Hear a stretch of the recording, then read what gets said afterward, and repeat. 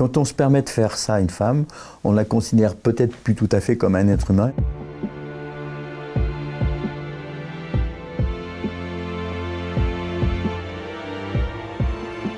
C'est normal et naturel pour un médecin d'aller au-devant de ce qui nous touche.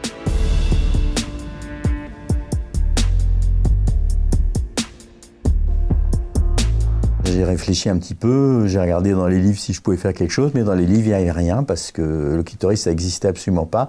Moi, je suis urologue, on a une centaine de techniques pour réparer la moindre coup dur de la verge, mais le clitoris, quand on regarde, ça n'existe pas, ni dans la physiologie, ni dans l'anatomie. En étudiant cet organe, en le redécouvrant, je me suis aperçu qu'en fait, on pouvait parfaitement réparer cette excision et donc j'ai pu mettre au point une technique qui maintenant est enseignée un petit peu partout. Les mutilations sexuelles féminines, en fait, c'est un geste non demandé par la femme ou la petite fille qui va enlever une partie plus ou moins importante de son clitoris. C'est à la fois un geste qui paraît limité, mais ça a effectivement d'énormes conséquences parce que ça va mal cicatriser, ça va saigner, ça va concerner une partie extrêmement intime de son anatomie et ça va avoir des conséquences sur sa vie sexuelle, sur l'image qu'elle a elle-même, sur la façon d'avoir des rapports, sur la façon d'être avec les autres, la façon d'accoucher. Et finalement, on s'aperçoit que ce geste théoriquement limité à un petit organe va avoir impacté totalement toute sa vie de femme.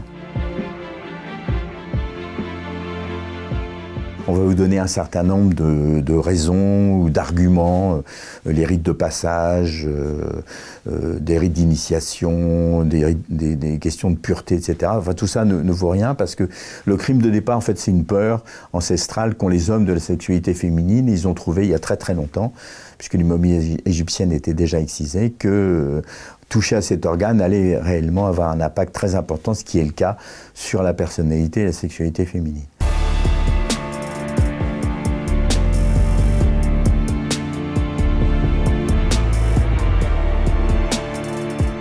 Il va falloir, en fait, si on veut prétendre les aider sur tous les plans.